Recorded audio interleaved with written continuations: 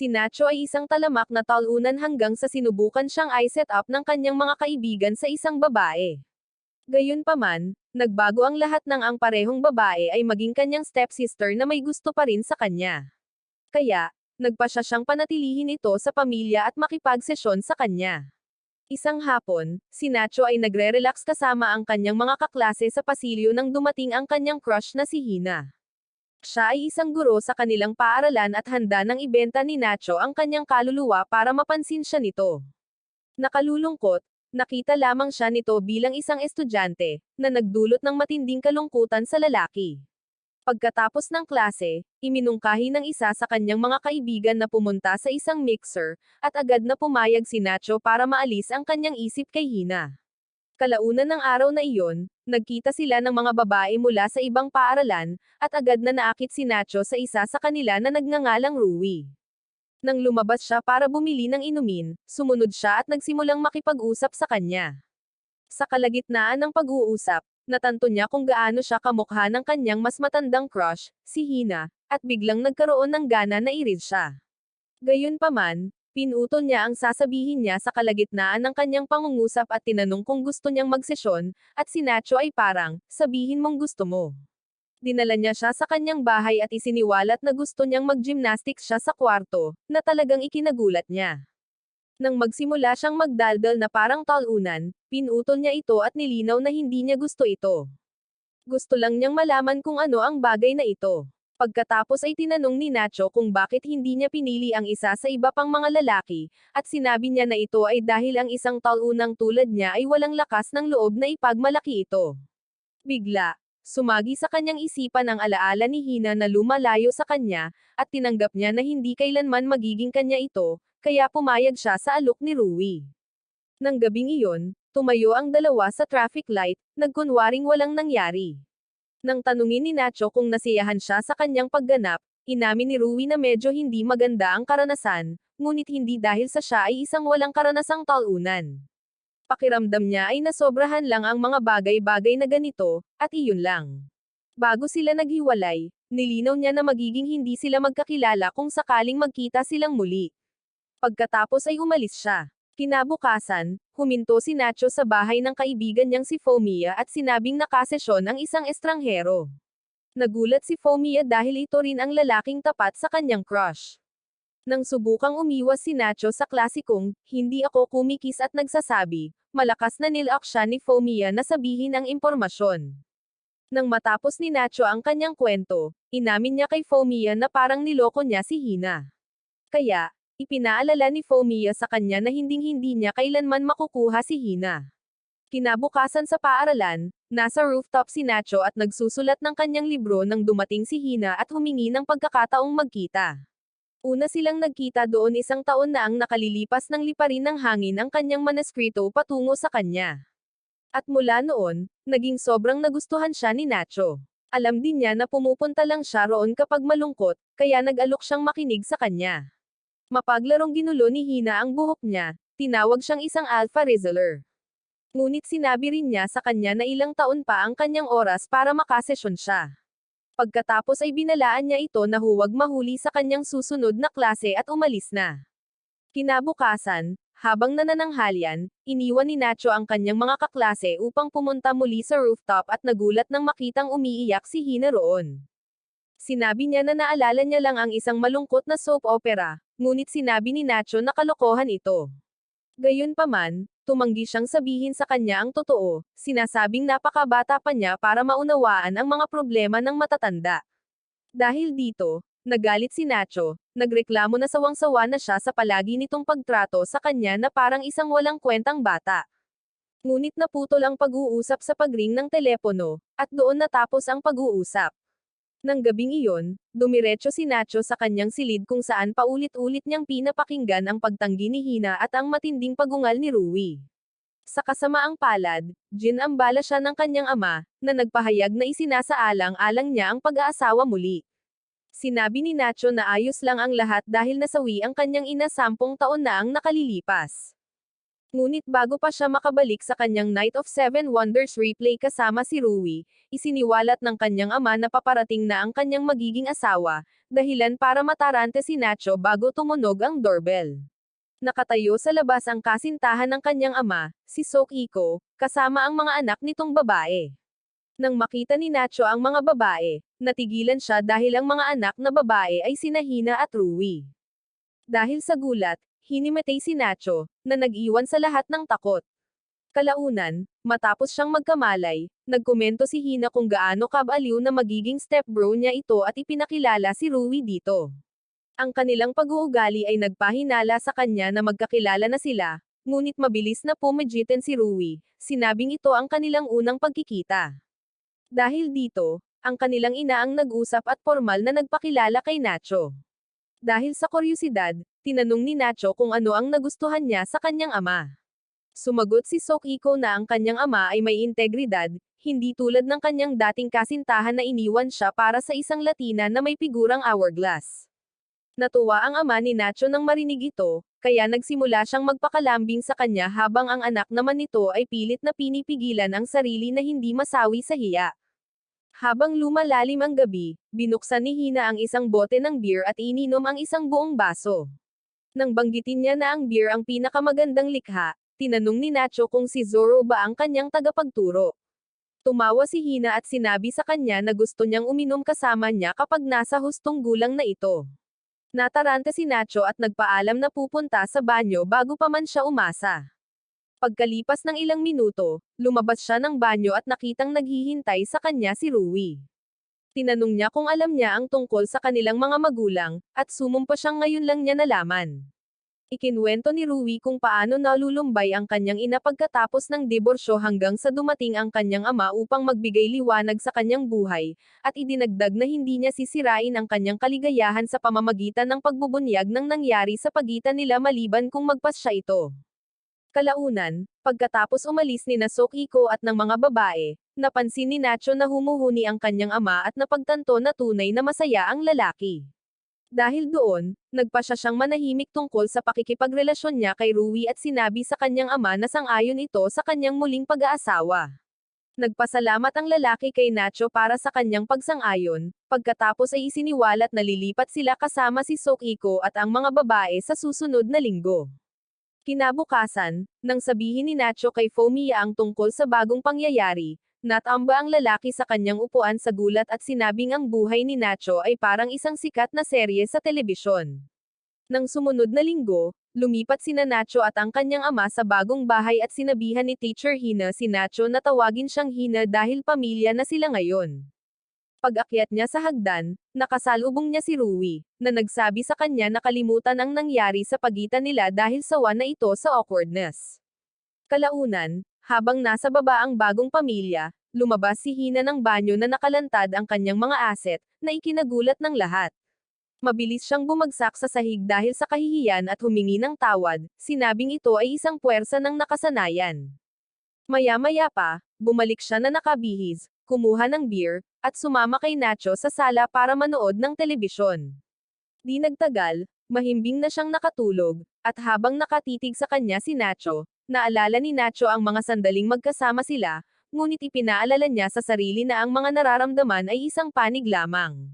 Kaya, nagpasya siyang umalis na, ngunit pagkatapos lamang magnakaw ng kiss. Kalaunan habang kumakain, napansin ni Nacho si Rui na nakaupong mag-isa sa klase, kaya nilapitan niya ito para makipag-usap.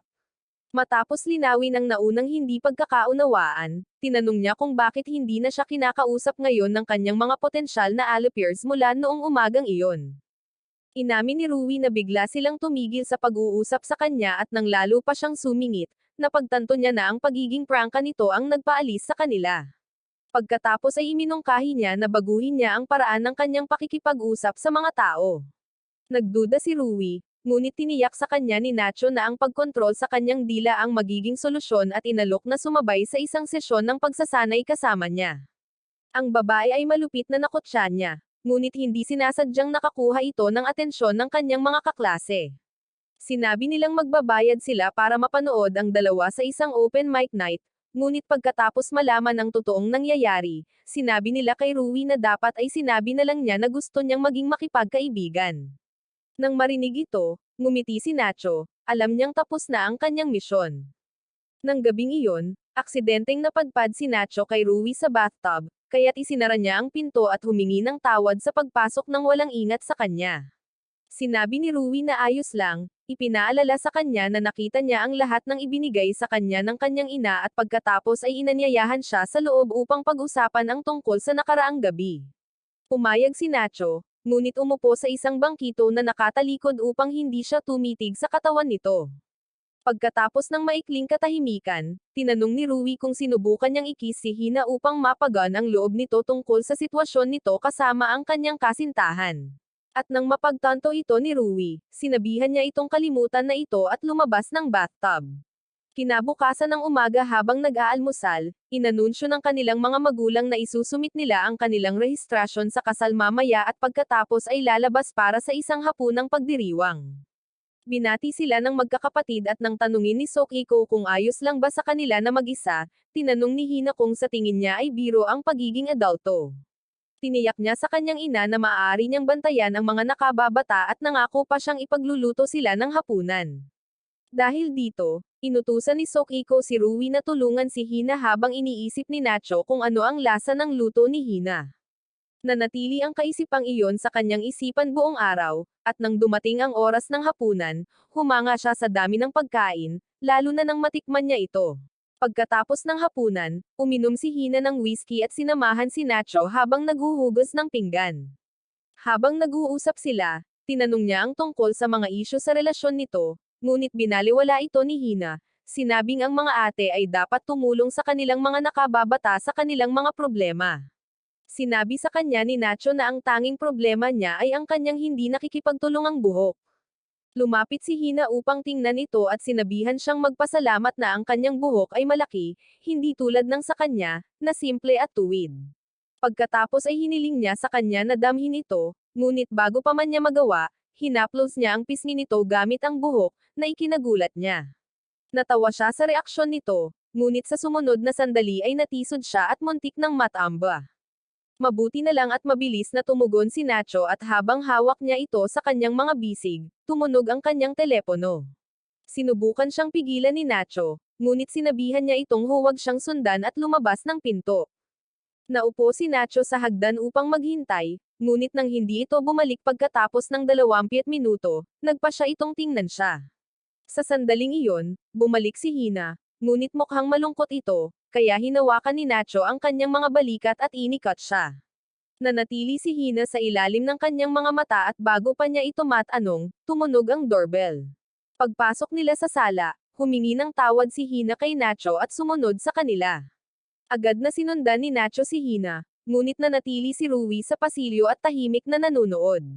Kinabukasan, pumunta si Nacho sa lugar ng trabaho ni Fomia para kausapin ito tungkol kay Hina at sa kasintahan nito. Biglang sumingit ang kasamahan ni Fomia na si Masaki, na nakikinig, at pinayuhan si Nacho na kumilos, sinasabing mas gusto ng mga babae ang mga proactive na lalaki. Ngunit tiningnan siya ni Nacho at Fomia na parang ibang wika ang kanyang sinasabi. Habang nagtatampo si Masaki sa sulok, lumingon si Fomia sa kanyang kaibigan at itinuro na nagseselo si Nacho dahil kahit na magulo ang relasyon ni Hina, kasama pa rin niya ang kasintahan nito. Nagduda si Nacho, kaya isiniwalat ni Fomia na pareho sila ng sitwasyon, na nag-iwan kay Nacho na nakatitig. Kinuha na lahat ang mga romantikong interes ni Fomia. Ang isa ay may karelasyon, ang isa ay may kasintahang pasaway, at ang isa ay may asawang mapang-abuso. Hiniling niya na sana'y tapusin na nilang lahat ang kanilang mga relasyon at sumama sa kanya, ngunit naiinis siya dahil hinding-hindi iyon mangyayari. Hindi pa niya sila nakakausap, basta't hindi na lang niya kinausap, kaya humingi pa ng karagdagang detalye si Nacho, dahil mahilig siya sa mga drama.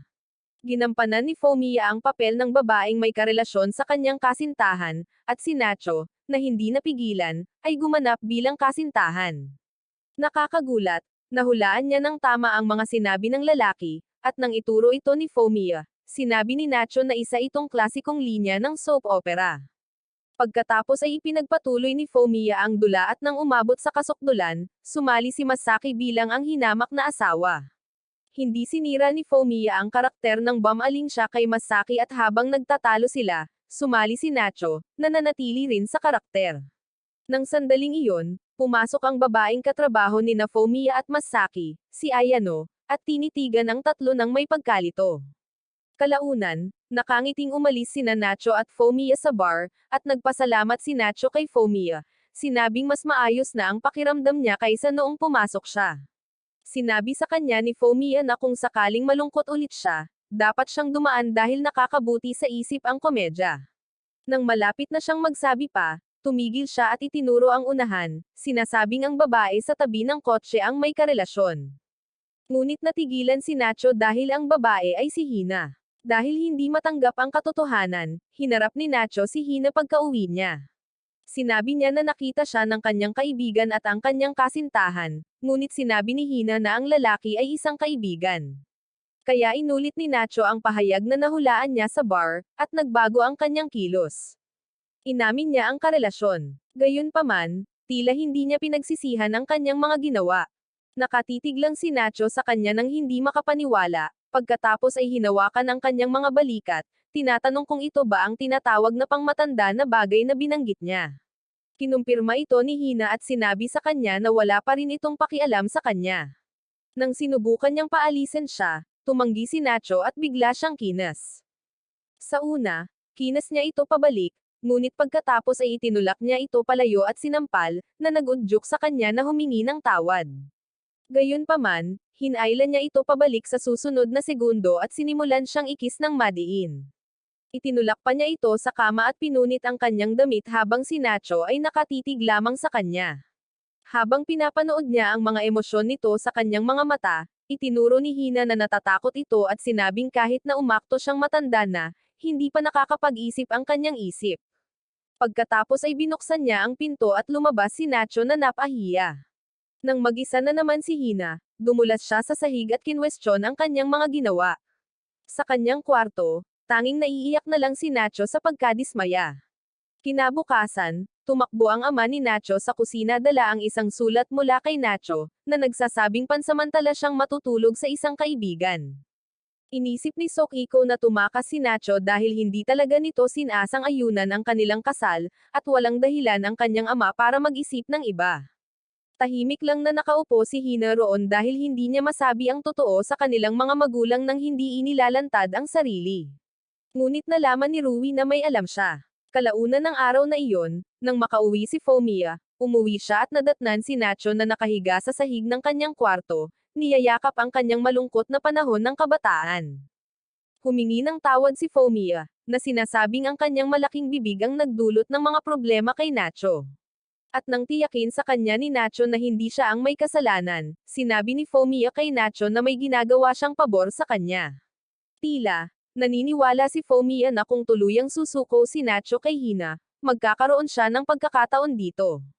Naglarawan pa siya kung paano niya isusuko ang kanyang daan papasok sa puso ni Hina, at iyon ang ikinainis ni Nacho. Ang tunog ng kanilang pagtatalo ay nakakuha ng atensyon ng ina ni Fumiya. At nang buksan niya ang pinto, nadatnan niya si Nacho na nakatanggap ng isang espesyal na palabas sa wrestling. Nang sila na ulit ay mag-isa, binitawan ni Fumiya si Nacho at tinanong kung ano ang gustong gawin ni Nacho sa buhay. Sinabi ni Nacho na gusto niyang maging isang novelista, kaya sinabihan siya ni Fumiya na kumuha ng panulat at lumikha ng mahika sa halip na magmukmak na parang isang sawimpalad. Kinabukasan, umulan ng malakas habang sinusubukang magsulat ni Nacho, ngunit patuloy na napadpad ang kanyang mga iniisip kay Hina. Para linawin ang kanyang isipan, tumingin siya sa bintana at nagulat nang makita si Rui na naglalakad sa paligid ng kapitbahayan. Nang sa wakas ay napansin niya si Nacho sa may bintana, isiniwalat niya na hinahanap niya ito para makasama siya. Pagkatapos ay bumaba siya at habang pinag-uusapan nila ang mga kaayusan sa pamumuhay ni Fumiya, dumating ang ina ni Fumiya. Ipinakilala ni Nacho si Rui sa kanya bilang kanyang nakababatang kapatid dahil ipinanganak ito 3 buwan bago siya at nagsimulang sumimangot si Rui. Pagkatapos ay pinapasok ng babae si Rui, at habang naghahanda siya ng hapunan, umuwi si Fumiya. Nagulat siya nang makita si Rui sa kanyang silid at nagsimulang magreklamo na ang kanyang silid ay hindi isang silungan para sa mga tumakas. Nang sa wakas ay maayos na ang lahat, ipinaliwanag ni Nacho at Rui na umalis si Rui sa bahay bilang protesta sa relasyon ng kanyang kapatid. Tila, nalaman na niya ang katotohanan ilang panahon na ang nakalipas. At nang kumprontahin niya si Hina tungkol dito, sinabi ni Hina sa kanya na hindi niya maiintindihan dahil hindi pa siya umiibig. Tinanong ni Fomio kung ang komento ni Hina ang dahilan kung bakit nakipag-date si Rui kay Nacho. At natarante si Nacho dahil hindi niya dapat sabihin kahit kanino ang tungkol dito. Gayunpaman, matapos malaman ni Rui na hindi pumapasok si Fomia sa kanilang paaralan, sinabi niyang ayos lang. Pagkalipas ng ilang oras, umuwi sina Nacho at Rui at naabutan ang kanilang mga magulang na nakaupo sa dilim, kaya binuksan nila ang mga ilaw para makuha ang kanilang atensyon. Sumugod si Sokiko para yakapin ang kanyang anak habang nilapitan ni Nacho ang kanyang ama, ngunit tumigil nang mapansin nito ang mga papeles ng diborsyo na nakapatong sa mesa. Nalilito sa kanyang reaksyon, tinanong ni Sokiko kung hindi ba siya tutol sa kanilang kasal at kinumpirma ni Nacho na hindi. Pagkatapos ay hinawakan ng kanyang ama ang kanyang pisngi at sinabihan siyang lumapit sa kanya sa susunod na magkaroon siya ng problema. Ang mahinang ekspresyon ng kanyang ama ay nagpalungkot kay Nacho, kaya humingi siya ng paumanhin sa pag-aalala sa kanya. Nang sandaling iyon, sumugod si Hina sa kwarto at bumagsak sa sahig, umiiyak at humihingi ng tawad, ngunit tinitigan lang siya ni Nacho nang walang imak. Kinabukasan, nakasalubong ni Nacho si Hina sa hagdan, ngunit malamig ang naging pakikitungo nito sa kanya at bumaba. Nang makaupo na siya sa hapagkainan, sinabi niya kay Rui na oras na para isagawa ang kanilang mga plano. Kalaunan sa paaralan, namataan nila si Hina habang nasa gym class ito dahil pinayuhan sila ni Fomia na maghanap ng impormasyon tungkol sa kasintahan ni Hina, at ang pagsunod sa kanya ang tanging paraan para gawin ito.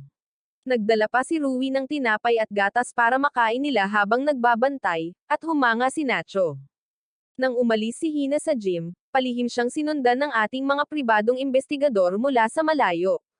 Sinundan nila siya hanggang sa dumilim, at pumasok si Hina sa isang standing bar. Naramdaman ni Nacho na hindi angkop ang ganoong uri ng lugar para sa isang date at nagalit sa kasintahan ni Hina dahil sa kawalan ng maginoong pakiramdam. Pagkalipas ng 4 na oras, ginaising ni Nacho si Rui, na nakatulog na at sinabi sa kanya na hindi na dumating ang kasintahan ni Hina. Kawawang si Hina ay umiinom mag-isa sa buong oras na ito. Malinaw na nag-host siya. Pagkatapos lang, naalala ni Rui na nakita niya ang planner ni Hina sa kanyang mesa at sinabing minarkahan niya ang susunod na araw ng 7 PM gamit ang inisyal na SH. Naisip ni Nacho na ang SH ay kumakatawan sa show dahil iyon ang pangalan ng kasintahan ni Hina. Kaya nagpa siya silang subukan muli kinabukasan, na ginawa nila, para lamang matuklasan na ang SH ay kumakatawan sa showtime dahil si Hina ay pumunta sa isang comedy club. Kinabukasan, sinundan nila siya sa isang kalye ng mall kasama si Fomia, ngunit nakita nilang makikipagkita ito sa isang babaeng estudyante at napagpasyahan nilang oras na para gamitin ang kanilang trump card.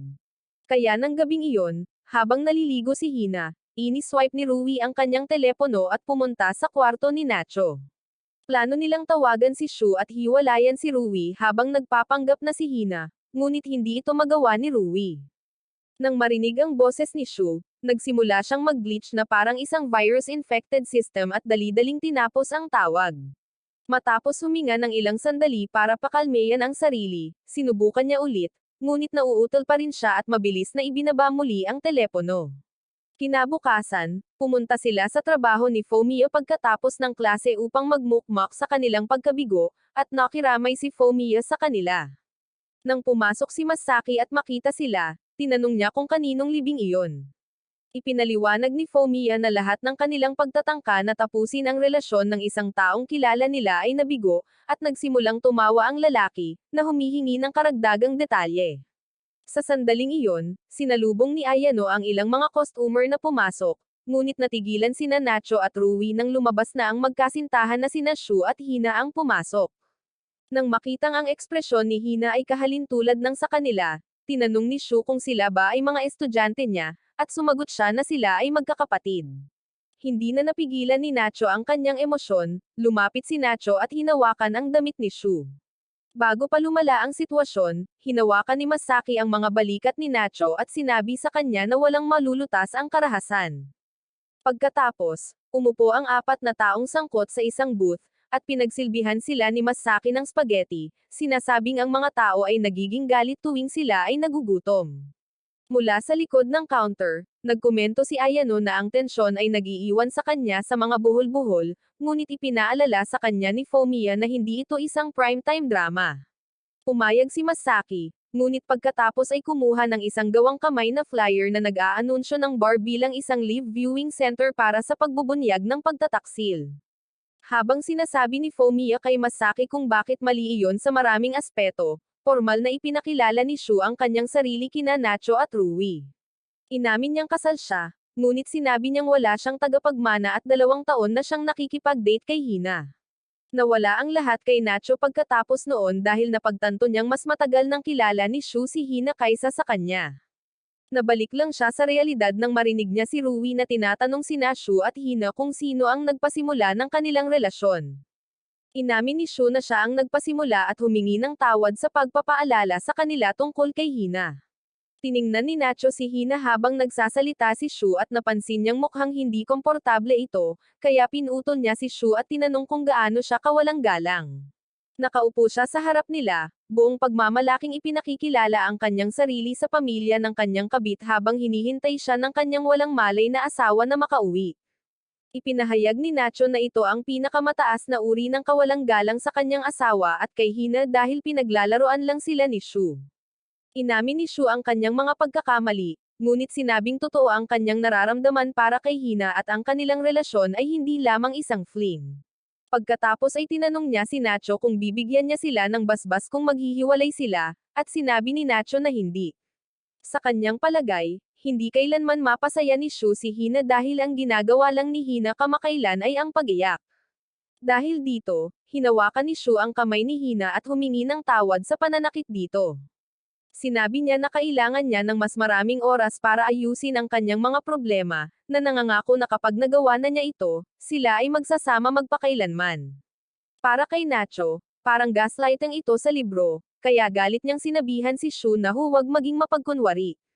Kasabay nito, sinabuyan ni Rui ng tubig ang mukha ni Shu, na nagpahinto sa pagrereklamo ni Nacho, at nang tumakbo ito palabas, sinundan siya nito. Nanatili sina Shu at Hina sa kanilang kinatatayuan, habang ang kanilang mga tagapakinig, lalo na si Ayano, ay umiiyak. Tinawag niya ang eksena na peak, ngunit nang binalaan siya ni Fumiya, umalis siya para linisin ang mesa. Nagkomento si Masaki na inaasahan na ni Shu na mangyayari ang ganoong bagay. Gayunpaman, hindi niya inaasahan na manggagaling ito kay Rui. Samantala, sa wakas ay natagpuan ni Nacho si Rui, at inamin niya na kung hindi niya binuhusan ng tubig si Shu, baka nasuntok na niya ang mukha ng lalaki. Sinabi ni Rui na naisip niya iyon, ngunit hindi sulit ang manakit dahil sa isang walang hiyang taong manloloko. Nagbiro si Nacho na maaari pa rin siyang sumuntok ng ilang beses nang hindi nasasaktan, at hiniling ni Rui sa kanya na gawin ito para sa kanya dahil ayaw na niyang makitang muli si Shu. Dito, napagtanto ni Nacho na umiiyak siya, kaya lumapit siya upang aliwin siya. Sa ibang bahagi ng lungsod, magkasamang naglakad sina Hina at Shu at humingi ng tawad si Hina sa nangyari sa bar. Sinabi ni Shu na naiintindihan niya kung bakit ganoon ang reaksyon ni Rui at Nacho at pagkatapos ay isiniwalat na may gusto si Nacho kay Hina. Tinanong niya kung may nararamdaman ba ito para sa lalaki at sinabihan siya ni Hina na huwag itong insultuhan or ang kanyang pamilya, kaya humingi siya ng tawad. Pagkatapos ay sinabi ni Hina sa kanya na kailangan nilang maghiwalay ng ilang panahon dahil ang kanilang relasyon ay nakakasakit sa kanyang pamilya. Bilang tugon, niyakap siya ni Shu at tinanong kung iyon ba talaga ang gusto niya dahil naniniwala siyang nagpasya ito dahil kina Rui at Nacho. Kinabukasan, binisita ni Nacho ang puntod ng kanyang ina dahil anibersaryo ng kanyang kasawian. Naalala niya ang mga huling sandali ng kanyang ina at kung paano siya umiyak sa libing nito at naisip kung paano kaya kung buhay pa ang kanyang ina. Nang tumayo siya para umalis, dumating sina Hina at Rui na may dalang mga bulaklak, na ikinagulat niya. Ipinaliwanag ni Hina na gusto nilang ipakilala ang kanilang sarili sa kanyang ina dahil sila ang kanyang bagong pamilya. Bago pa man siya makapagpasalamat, isiniwalat niya na nakipaghiwalay na siya kay Shu dahil sa wakas ay napagtanto na niya na hinding-hindi niya iiwan ang asawa nito. Tila, ito ang unang pag-ibig niya, kaya naman nag-aalangan siyang pakawalan ito. Ngunit salamat kina Rui at Nacho, napagtanto niyang hindi naman pala ganoon kagwapo si Shu. Natuwa si Nacho sa pangyayaring ito at dahil doon ay sabik niya silang ipinakilala sa kanyang ina. Pagkalipas ng ilang araw, nilapitan si Rui ng isang babae na nagpakilala bilang si Mumo at binigyan ng kakaibang manika ng kuneho bilang regalo para sa kanilang unang pag-uusap. Gayunpaman, itinapon ito ng mga kaibigan ni Rui sa basurahan at sinabihan siyang layuan si Mumo dahil ang babae ay isang walang hiyang babae sa bukid. Halos lahat ng lalaki sa paaralan ay kasama niya at sinubukan pa nga niyang higaitan si Bunny Blue, or ayon sa mga chismis. Matapos makinig sa kanila, pinulot ni Rui ang manika sa basurahan at sinabi sa kanila na siya ang magpapasya kung sino ang makakasama niya. Pagkatapos ng klase, nilapitan muli ni Mumo si Rui, sa pagkakataong ito ay para bigyan siya ng isang custom-made na manika na kamukha niya. Nagulat si Rui, ngunit tinanggap pa rin niya ang regalo, na ikinatuwa ni Mumo kaya hiniling niya na sabay silang maglakad pa uwi. Dumaan sila sa isang parke para kumain ng popsicle. Kaya, tinanong ni Rui si Mumo tungkol sa mga chismis. Inamin ni Mumo na kahit na ang bilang ng body count ay parang zip code, hindi pa siya nagdo-double date, ngunit iniiwasan ng mga tao ang kanyang pamumuhay, kaya wala siyang mga kaibigan. Pagkatapos ay tinanong niya si Rui kung gusto niyang punan ang posisyon, at pumayag si Rui dahil hindi siya ang tipo ng taong mapanghusga. Kinabukasan, dumaan sina Mumo at Rui sa bookstore pagkatapos ng klase at nakasalubong si Nacho. Habang nakatayo siya at nagbabasa ng libro, yumuko si Mumo at sinabing matalino siya para maintindihan ang isang komplikadong libro. Itinuro ni Nacho na hindi lahat ay nakakaintindi ng mga librong ganoon, ngunit nag-alok na ipahiram sa kanya ang isang bagay na mas angkop sa kanyang kakayahan sa pag-iisip. Maya-maya pa, umalis na ang tatlo sa bookstore, at habang naghihintay sila sa traffic lights, iniligtas ni Nacho si Mumo mula sa pagkabangga ng bisikleta. Napatangala ang babae sa kanya nang may mapangarapan na mga mata, at nang magpasalamat siya, sinabi nitong gagawin din iyon ng kahit sino. Hindi sumang-ayon si Rui, at sinabing kung siya nga iyon, hahayaan na lang niya itong mahuli. Pagkatapos ay nagpatuloy sila sa paglalakad, ngunit humiwalay si Nacho sa kanila pagkaraan. Nang wala na siya sa kanilang pandinig, tinanong ni Mumo si Rui kung may kasintahan si Nacho at kung papayag ba siya kung susubukan niyang makasesyon ito.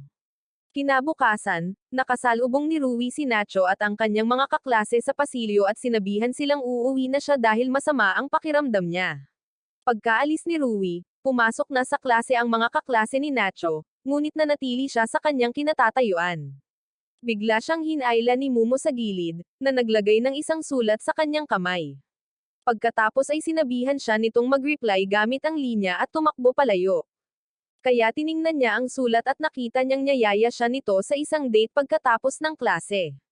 Hindi sumagot si Nacho sa sulat niya at sa halip ay umuwi pagkatapos ng klase para alagaan si Rui.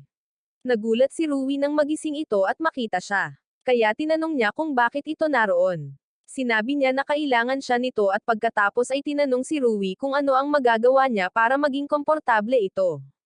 Humingi siya ng tuwalya, mainit na tubig, at pijama. Nang dalhin niya ang mga ito, sinimulan niyang tanggalin ang butones ng kanyang damit, na ikinagulat ni Nacho. Mabilis siyang tumalikod, ngunit ipinaalala ni Rui sa kanya na nakita niya ang lahat. Hiniling din niya rito na tulungan siyang panasan ang kanyang likod dahil hindi niya ito maabot. Nahirapan si Nacho habang ginagawa ang gawaing iyon dahil ang mga imahe mula sa kanilang mausok na gabi ay sumalakay sa kanyang isipan. Nang sa wakas ay natapos na siya, inihiga niya si Rui sa kama at tiningnan ang kanyang telepono. Nag-text si Hina sa kanya na mahuhuli siya at hiniling na alagaan niya si Rui hanggang sa panahong iyon. Maya-maya, nagising muli si Rui at nang makita niya si Nacho, sinabi nitong hindi niya kailangang bantayan siya buong gabi. Sinabi sa kanya ni Nacho na sineseryoso niya ang lahat ng kanyang mga side quest.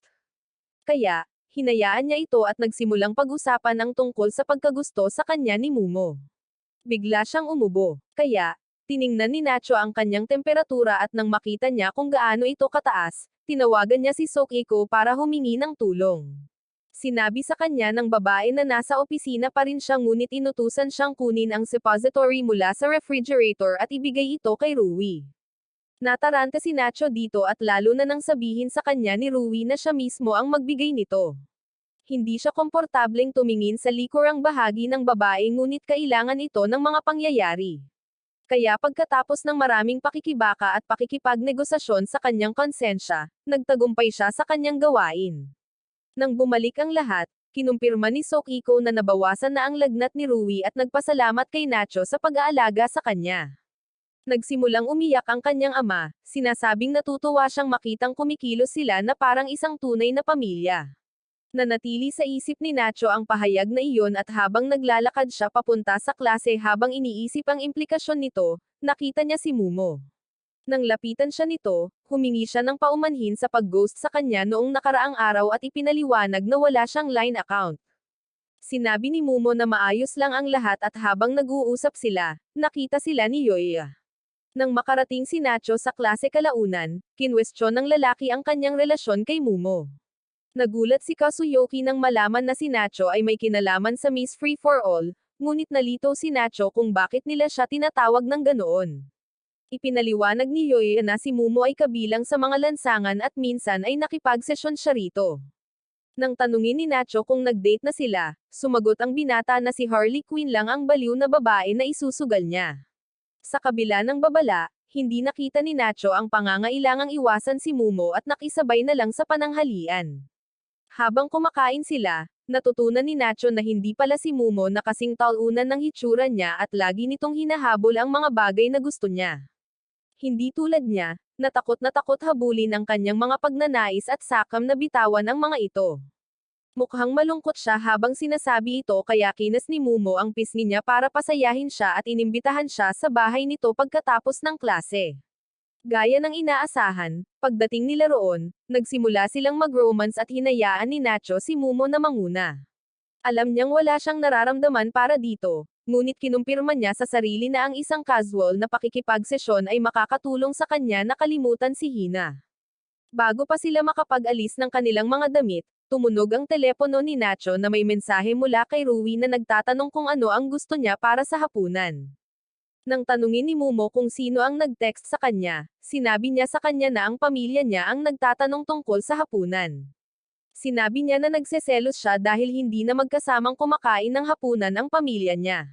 Nakiramay si Nacho sa kanya, ngunit dahil wala siya roon para magbahagi ng mga kwento, nagpa siya siyang ituloy kung saan sila tumigil. Maayos naman ang lahat hanggang sa napansin niya ang mga peklat sa pulso nito at huminto. Sinabi sa kanya ni Mumo na matanda na sila, ngunit nawala na ang pakiramdam at bumalik na sa kanyang katinoan si Nacho. Pagkatapos ay nagbihis siya at nagtanong kung saan ang pinakamalapit na supermarket. Kalaunan, hinainan niya si Mumo ng yaki udon. At pagkatapos niyang matikman ito, sinabihan niya itong tawagan siya kung sakaling makaramdam siya ng kalungkutan. Nagsimulang umiyak si Mumo at nagpasalamat sa kanya para sa pagkain, sinabing siya ang unang lalaking hindi siya tinatreto na parang laruan.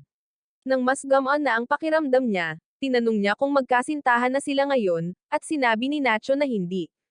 Ipinaliwanag niya na hindi malusog ang makipag-date sa isang taong lubos na umaasa sa kanya at vice versa. Ngunit hindi naintindihan ni Mumo ang kanyang mga sinabi, kaya tinawag niya itong isang pang-aasar.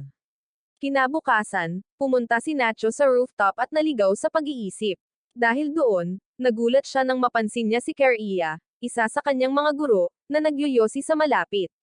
Nang mapansin ni Keria ang nobelang hawak ni Nacho, tinanong niya kung sino ang kanyang mga paboritong autor. Matapos sabihin sa kanya ni Nacho, lumapit siya, biglang hinawakan ang kanyang baba, at sinabing marami silang dapat pag-usapan.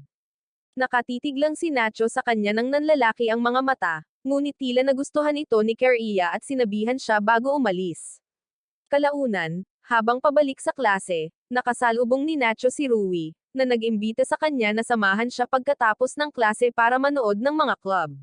Nang pumayag siya, sinabi niya sa kanya na hindi tatahimak si Mumo tungkol sa yaki udon na ginawa niya para sa kanya at nagsimulang sumimangot dahil hindi niya ito niluto para sa kanya, kahit na magkasama sila sa bahay.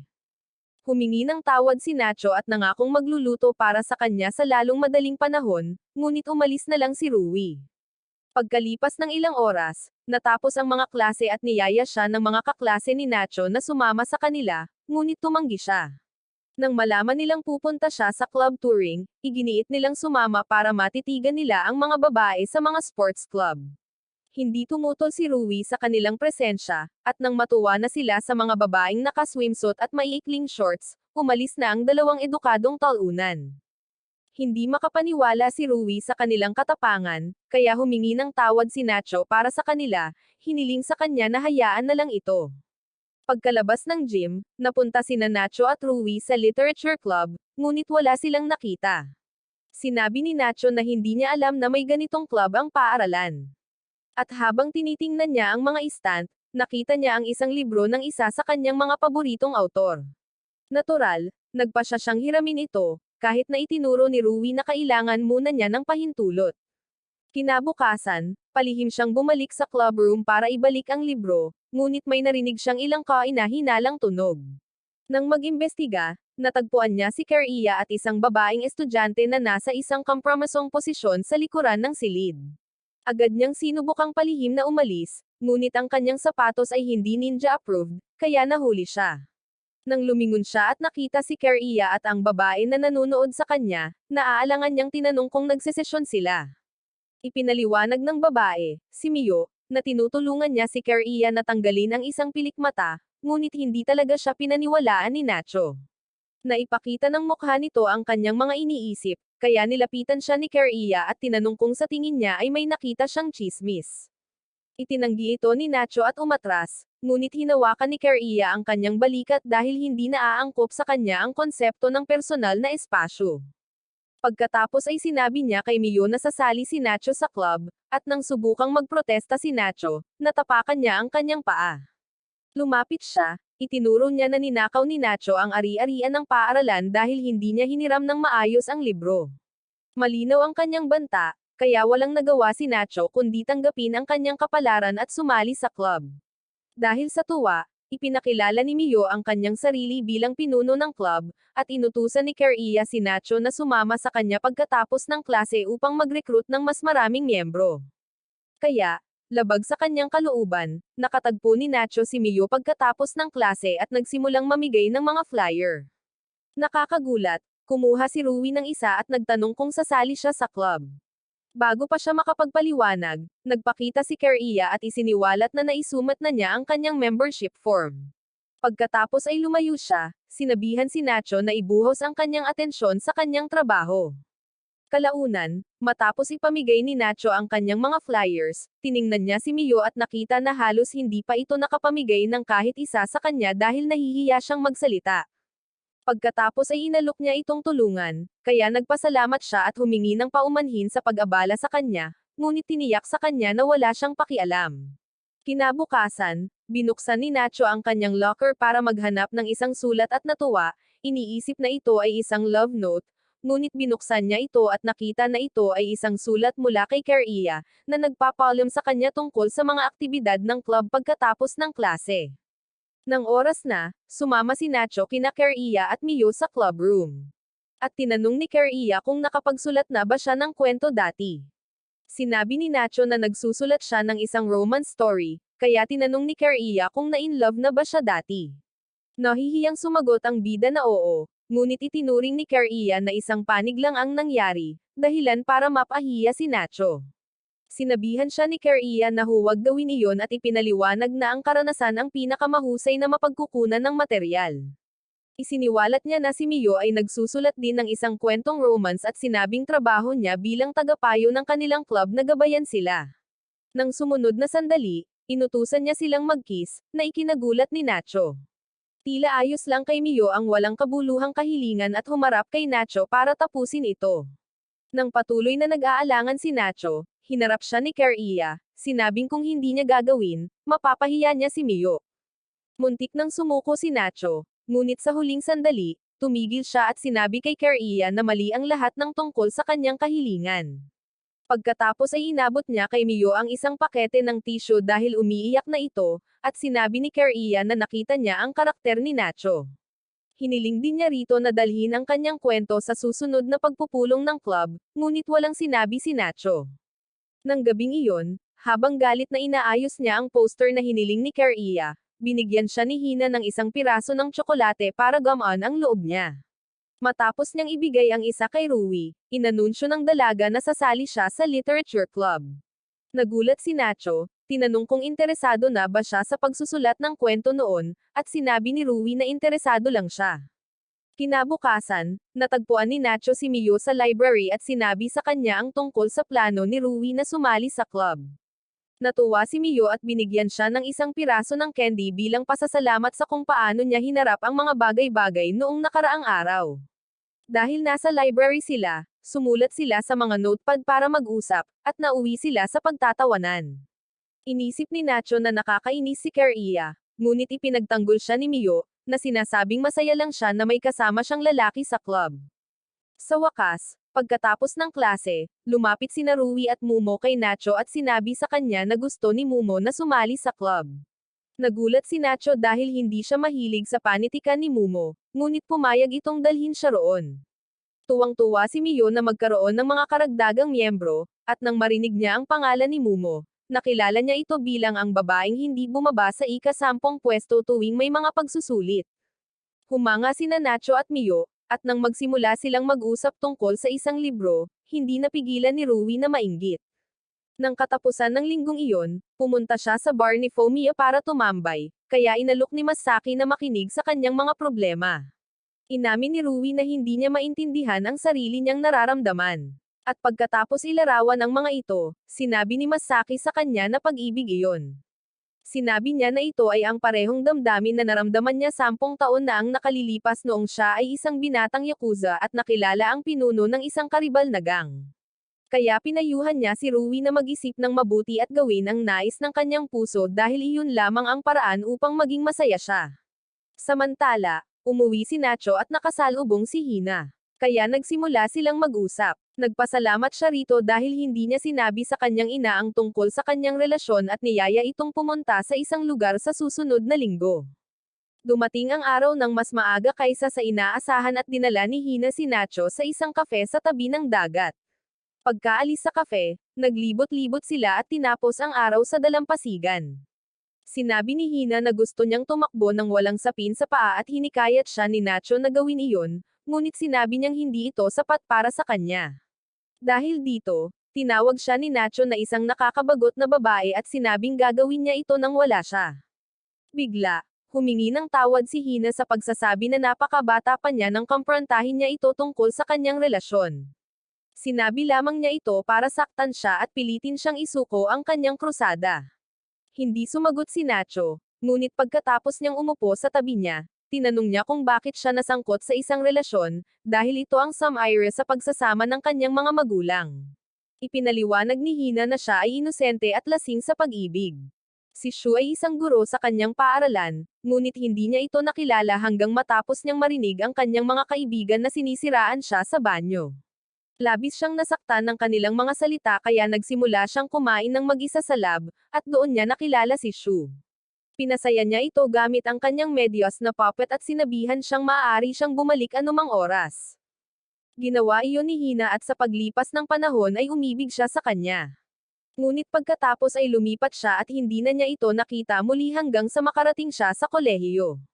Nang panahong iyon ay may asawa na siya ngunit ang kanyang puso ay nakakumbinsi sa kanya na walang masama sa pagiging kasama niya. Tahimik na nakinig si Nacho sa kanya at napagtanto na mali siya sa paghusga sa kanya dahil kung nasa parehong sitwasyon siya, maaaring ginawa rin niya ang parehong bagay. Isinasaisip iyon, inilabas niya ang kanyang natapos na manuskrito at ibinigay ito kay Hina. Inamin niya na siya ang inspirasyon para sa kanyang bidang babae at sinabi ni Hina sa kanya na ito ay isang karangalan. Inamin din niya na matagal na siyang umiibig dito. Tinanong ni Hina kung sigurado ba siyang ito ang romantikong uri ng pag-ibig at nang kumpirmahin niya ay nag-propose ito na mag-date sila. Nabigla si Nacho sa sinabi niya ngunit seryoso si Hina. Pagkatapos ay hinawakan niya ang kamay nito at nagsimulang maglakad sa tubig na ikanalito ni Nacho. Nang tanungin niya kung ano ang ginagawa niya, ipinaliwanag niya na ang tanging paraan para magkaroon sila ng uri ng relasyon na gusto niya ay kung masasawi sila dahil hindi tatanggapin ng lipunan or ng kanilang pamilya ang kanilang relasyon. Nang nanatiling tahimik si Nacho, binitawan niya ang kamay nito at sinabi sa kanya na babalik sila sa pagiging magkapatid kapag nakabalik na sila sa dalampasigan. Pagkatapos niyang bitawan ang kamay nito, hiniling ni Nacho na ibigay sa kanya ang isang huling kahilingan at niyakap siya bago pa siya makatanggi. Ginantihan ni Hina ang yakap, hinayaan siyang umiyak at magluksa sa mga bagay na hindi nila maaaring makuha. Pag-uwi nila ng gabing iyon, napansin ni Sok Iko na nagpalit na sila ng kanilang mga damit, at ipinaliwanag ni Hina na nabasa sila sa dalampasigan. Ito ang nagudyok sa babae na humingi ng tawad sa kawalan ng kontrol ng kanyang anak habang naglalaro, ngunit sinabi ni Nacho sa kanya na nasiyahan siya sa oras sa dalampasigan.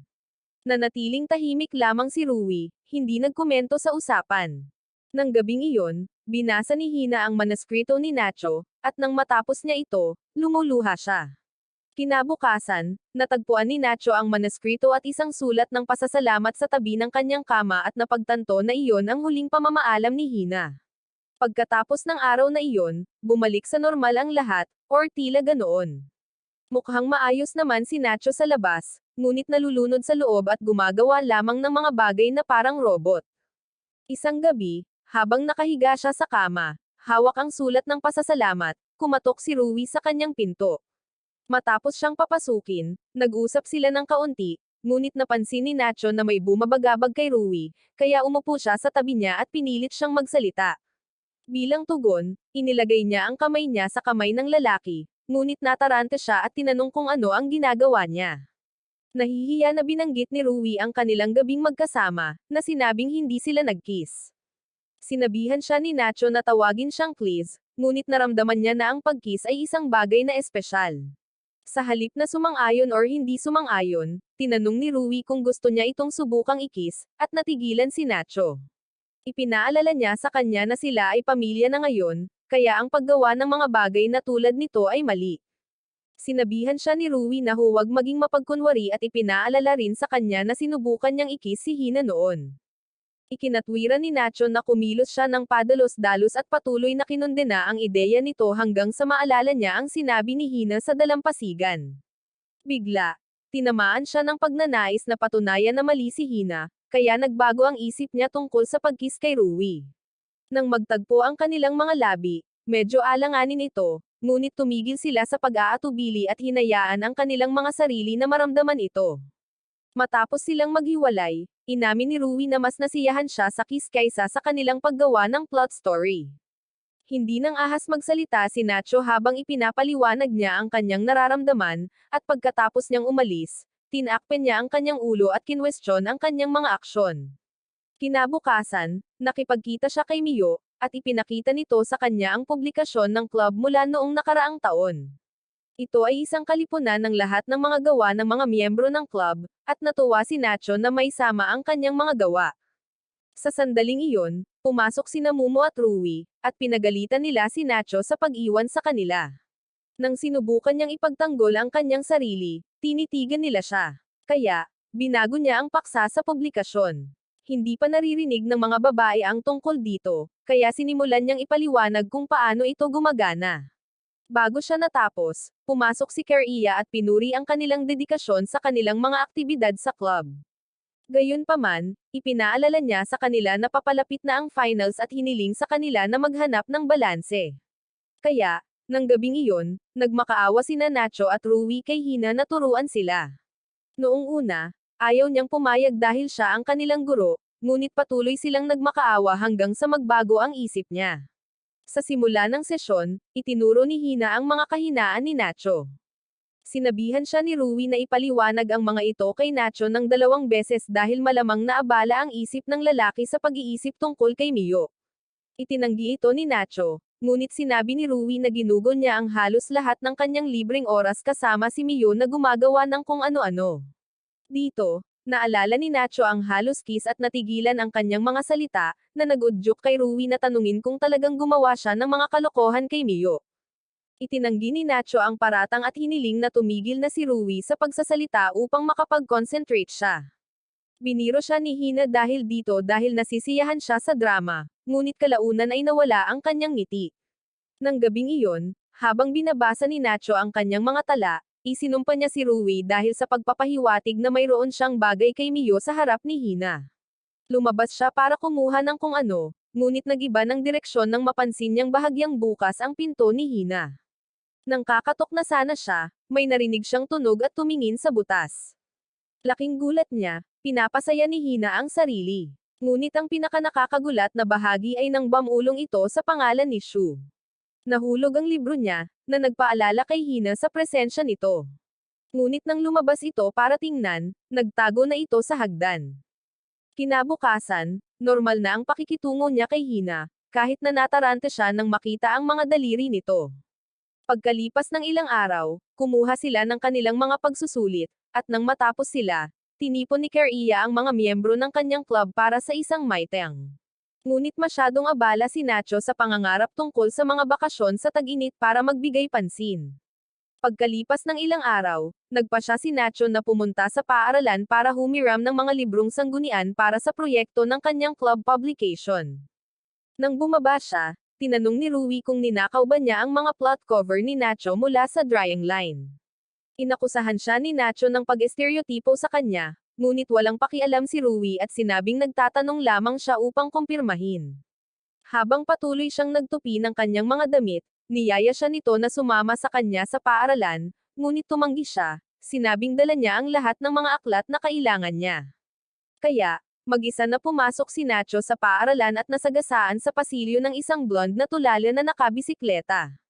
Tila tuwang-tuwa ang lalaki na makakita ng isa pang estudyante at nagpakilala bilang si Alex, isang bagong transfer student mula sa States. Bago pa siya makasigaw pa, malakas na kumulo ang kanyang sikmura, kaya dinala siya ni Nacho sa bahay ni Masaki para mananghalyan. Akala ni Masaki ay isang sariwang hangin ang dayuhan, ngunit hindi niya may kakaila na isa talaga siyang tulala. Habang nakikipag-usap siya kina Nacho at Alex, sinabi niya sa kanila na may isang magnanakaw ng plot cover na nakakawala, at gusto ng pulisya na malaman ng lahat. Kalaunan, habang naglalakad pa uwi sina Nacho at Alex, tinanong ni Alex si Nacho kung may kasintahan siya, at sinabi ni Nacho na ayaw ng mga babae sa isang talunang tulad niya. Nang sandaling iyon, nakita nila ang magnanakaw ng plot cover na tumatakas mula sa kanyang pinakabagong pinangyarihan ng krimen.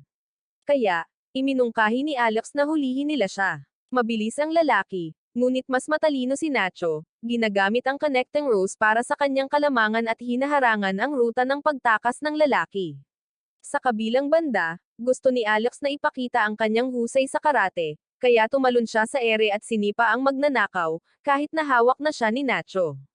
Kaya, habang nasa istasyon sila ng pulis, pinagalitan ni Nacho si Alex dahil sa paggamit niya bilang extra practice dummy.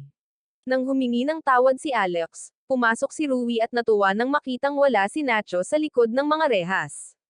Sinabihan niya itong huwag magdrama at ipinaliwanag na nahuli na nila ang magnanakaw at pumunta sila para magbigay ng kanilang mga pahayag.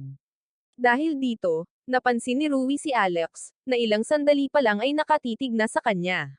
Kaya, ipinakilala sila ni Nacho. Nang dumating ang detective, hiniling niya kay Rui na pumunta at tukuyin ang mga plot cover ni Rui sa mga natagpuan sa bag ng magnanakaw.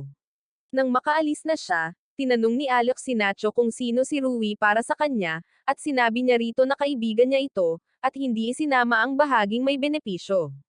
Kaya, nagmakaawa si Alex na iset up sila. Kalaunan, nang makauwi sina Nacho at Rui, sinabi nila kay Hina ang nangyari, at pagkatapos lamang niyang makumpirma na hindi nasaktan si Nacho ay saka lamang ito kumalma. Nakaramdam si Nacho ng nakakadismayang kirot dahil sana ay tinapik ng matandang Hina ang ulo nito. Ngunit ngayon, pinanatili niya ang distansya sa pagitan nila. Parang nararamdaman ang tensyon, inanunsyo ni Rui na magluluto siya ng hapunan at nag-alok si Nacho ng tulong. Habang nagtatrabaho sila, casual na inilatag ni Nacho ang pundasyon para kay Alex sa pamamagitan ng pag-imbita kay Rui na tumambay kasama nila. Nang aminin niya na interesado si Alex sa kanya, inihampas ni Rui ang kanyang kutsilyo sa counter at galit na lumabas ng kusina. Umaasang makakabawi sa kanya, naghanda si Nacho ng Yaki Udon para kay Rui at dinala ito sa kanyang silid. Tinanggap ni Rui ang handog pangkapayapaan at pagkatapos kainin ito, sinubukan ni Nacho na humingi ng tawad sa pagtatangkang ipares siya. Bigla siyang pinutol ni Rui at sinabi sa kanya na gusto niyang humingi siya ng tawad ng iba, kaya kinas niya ito. Nagpatuloy ang kiss ng ilang sandali, at malamang ay napunta na sila sa ikatlong base kung hindi sila dinatnan ni Hina. Hindi niya alam kung paano magre-react sa eksena, kaya tinitigan niya sila ng ilang sandali bago humingi ng paumanhin. Agad siyang hinabol ni Nacho na sinusubukang magpaliwanag, ngunit sinabi niya rito na hindi niya matatanggap ang anumang sinabi nito bilang katotohanan. Pagkatapos ay pumasok siya sa kanyang silid at isinara ang pinto, naiwan si Nacho na napaupo sa sahig sa kawalan ng pag-asa. Lumabas si Rui sa kanyang silid, ngunit hindi nagsalita kahit ano sa kanya habang pumapasok siya sa silid ni Hina. Tinanong ng nakatatandang kapatid kung bakit nila ginawa iyon, at inamin ni Rui na may nararamdaman siya para kay Nacho. Sinabihan siya ni Hina na huwag maging walang isip, ipinaalala sa kanya na sila ay pamilya, ngunit iginiit ni Rui na hindi ito sa dugo, at hindi ito maaaring ipagtalo ni Hina. Kinabukasan, habang nakahiga si Nacho, nag-text si Alex sa kanya, kaya lumabas siya para salubungin ang lalaki at sinabing hindi interesado si Rui. Hindi natuwa si Alex sa sagot, ngunit determinado siyang huwag sumuko at sinabing magkakaroon siya ng pagkakataong i-raise si Rui sa paaralan. Nang mapansin niyang tahimik si Nacho, tinanong niya kung ano ang problema, at sinabi ni Nacho na may problema siya sa pamilya. Inalok ni Alex na makinig sa kanyang ilalabas na sama ng loob, ngunit sinabi ni Nacho na ayaw niyang pag-usapan ito, kaya naman pinag-isipan siya ni Alex. Matapos makinig sa kanya, iminungkahi ni Nacho na lapitan niya si Rui dahil kaya niyang hikayatin na magsalita na magkaroon ng relasyon sa kanya, ngunit tumanggi ang lalaki. Kinagabihan, nang makauwi si Nacho, kumatok siya sa pinto ni Hina para subukang magpaliwanag, ngunit hindi siya pinapasok nito. Tinanong niya kung may nararamdaman ba ito para kay Rui at nagalit ito nang aminin niyang wala, kaya hindi na nagawang ipagtanggol ni Nacho ang sarili. Nang kumalma na siya, isiniwalat niya na lilipat siya at ipinaalam ito sa iba pang miyembro ng pamilya sa almusal kinabukasan. Kumbinsido si Rui na lilipat si Hina dahil sa kanya, ngunit tiniyak sa kanya ni Hina na matagal na niya itong pinaplano. Pagkatapos ay iminungkahi ng ama ni Nacho na dumalo sila sa Summer Festival bilang isang pamilya bago lumipat si Hina, at sumang-ayon ang lahat. Nang gabing iyon, dumalo sila sa kalapit na festival, at umalis si Hina para manghuli ng goldfish, ngunit nahulog ang kanyang telepono sa tubig. Habang iniisip niya kung hahanapin ang kanyang pamilya, natagpuan siya ni Nacho at agad siyang nagreklamo tungkol sa kanyang telepono. Inalok ng lalaki ang kanyang kamay para hindi sila maghiwalay habang naglalakad, ngunit pagkatapos ay dinala niya ito sa kagubatan sa likod ng dambana. Sinabi niyang gusto niya itong makausap ng walang sagabal at hiniling sa kanya na aminin na lumipat siya dahil sa kanya. Sinabihan siya ni Hina na huwag magkunwari, sinasabing hindi angkop ang tiyempo, ngunit hindi siya naniwala sa kanya at nagmakaawa sa kanya na sabihin sa kanya kung ano ang gagawin para maayos ang kanilang relasyon. Sumumpa si Hina na maayos ang lahat at sinubukang umalis, ngunit hindi siya pinayagan ni Nacho. Mahigpit niyang hinawakan ang kanyang kamay at patuloy na sinusubukang pakinggan siya, ngunit hindi interesado si Hina, kaya kinagat niya ito at tumakbo palayo. Gayunpaman, sinundan siya ni Nacho at ginamit ang tulong ni Masaki upang mahuli siya, na lalong ikinagalit ni Hina. Upang maiwasan ang pagkuha ng atensyon, dinala nila siya sa isang tahimik na bahagi ng dambana, kung saan binigyan ni Masaki si Nacho ng ilang kadudad ang payo at umalis kasama si Ayano at ang kanyang anak. Halos agad-agad, inamin ni Hina na aalis siya dahil nagseselos siya. Hindi niya inaasahan na mararamdaman niya iyon noong siya ang tumanggi kay Nacho, ngunit nang makita kung paano matapang na niyakap ni Rui ang kanyang nararamdaman, nakaramdam siya ng pananakot. Tuwang-tuwa si Nacho sa kanyang pag-amin, ngunit naramdaman ni Hina na pinagtatawanan siya nito kaya sinubukan niyang umalis, kaya mabilis niya itong niyakap. Pagkatapos ay sinabi niya sa kanya na hindi pa nila kailangang tukuyin ang kanilang relasyon sa ngayon dahil ayos lang sa kanya na malaman na mahal din siya nito tulad ng pagmamahal niya sa kanya. Pagkalipas ng ilang araw, nagulat si Nacho nang sabihin sa kanya ni Hina na aalis pa rin siya dahil inakala niya na pagkatapos ng kanyang pag-amin, magbabago ang isip nito. Sinabi ni Hina na pinal na ang kanyang desisyon at maaari siyang dumaan kahit kailan niya gusto, na ikinatuwa niya.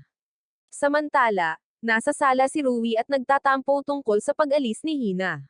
Kaya, pinayuhan ng kanyang ina si Rui na lumabas at linawin ang kanyang isip. Sinunod ni Rui ang payong iyon at napunta sa bookstore kung saan niya nakita si Keria na nagbabasa. Dahil sa tuwa, kumaway siya rito ngunit nawala ang kanyang kaligayahan nang mapansin niyang si Shu ang kasama ni Keria. Nahihiya siyang binati ni Shu, ngunit patuloy na tinitigan siya ni Rui na parang mawawala or ano. Kaya, tinanong ni Keria si Shu kung siya ba ay isang talunan. Sumumpa si Shu na hindi, ipinaliwanag na ang kanilang sama ng loob ay nabuo dahil kay Hina, na hindi ikinagulat ni Keria. Pagkatapos ay hiniling ni Shu kay Rui na bigyan siya ng ilang minuto upang makahingi siya ng tawad ng maayos.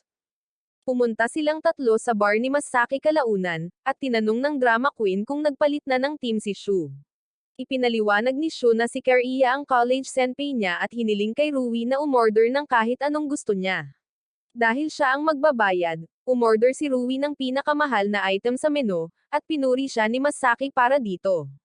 Pagkatapos niyang umalis para kunin ang order niya, formal na humingi ng tawad si Shu kay Rui para sa lahat ng nangyari. Tinanong ni Rui kung naayos na ba nila ng asawa niya ang kanilang kasal, at inamin niyang naghiwalay na sila noon. Mas may kinalaman ito sa kanilang hindi pagkakasundo kaysa sa relasyon nila ni Hina, ngunit sumumpa siya na hindi niya gagamitin iyon bilang dahilan para subukang makipagbalikan kay Hina. Hindi maintindihan ni Rui kung bakit hindi. Kaya, ipinaliwanag ni Shu na dahil nagpa siya si Hina na tapusin ang mga bagay-bagay, ang pagmamakaawa sa kanya na makipagbalikan sa kanya ay makakainis sa kanya. Sinabi rin niya na gusto niyang protektahan ang kanyang huling dignidad. At nang ibinaba ni Masaki ang panghimagas ni Rui, nagkomento siya na matalino si Shu sa pagpiling iyon. Matapos makaalis si Masaki, tinanong ni Shu ang kalagayan ni Hina. At ipinahayag ni Rui na lilipat siya. Ang kanyang ekspresyon ang nagtulak kay Keria na mahinuha na hindi siya masaya sa desisyong iyon. At inamin ito ni Rui. Sinisi niya ang kanyang sarili, sinasabing kung hindi siya nakipagtalo kay Hina, hindi sana ito nagdesisyong lumipat. Hindi sumang-ayon sina Keria at Shu dahil alam nilang hindi si Hina ang tipo ng taong masungit. At idinagdag ni Shu na ayaw ni Hina na mag-alala or sisihin ni Rui ang kanyang sarili. Napaisip si Rui dahil dito, kaya nang makauwi siya, pinuntahan niya si Hina para pag-usapan ang mga bagay-bagay. Bago pa man makapagsalita si Hina, humiga si Rui sa kondongan niya at inamin na ayaw niyang umalis ito dahil siya ang kanyang sakyan or kasawian. Nangako rin siyang lalayo kay Nacho kung nangangahulugan ito na magbabago ang isip ni Hina. Pero sinabi ni Hina na ayaw niyang may gawin siya. Ipinangako niya kay Rui na walang kinalaman ang desisyon niya sa kanya at sinabing uuwi siya tuwing Sabado at Linggo para bisitahin siya. Hindi alam ni Rui ang sasabihin, kaya tinakpan ni Hina ang mukha niya at sinabihan siyang magtiwala sa kanya. Kinabukasan, nang umuwi si Nacho sa gabi, nalaman niyang iniwan sa kanya ni Hina ang susi ng apartment nito at naging labis siyang masaya. Pagkalipas ng ilang araw, tinulungan ng pamilya si Hina na lumipat sa bagong apartment nito, at nang matapos sila, umupo sila para kumain ng tanghalian. Ngunit patuloy na nagnanakaw ng sulyap si Nacho kay Hina. Pagkalipas ng ilang oras, nakahiga siya sa kanyang kama, nakatitig sa ekstrang susi at iniisip kung ibinigay ba ito sa kanya bilang pagsubok. Para mapigilan ang sarili sa labis na pag-iisip, nagpa siyang puntahan siya, ngunit tumigil nang mapansin niyang nasa lumang kwarto ni Hina si Rui.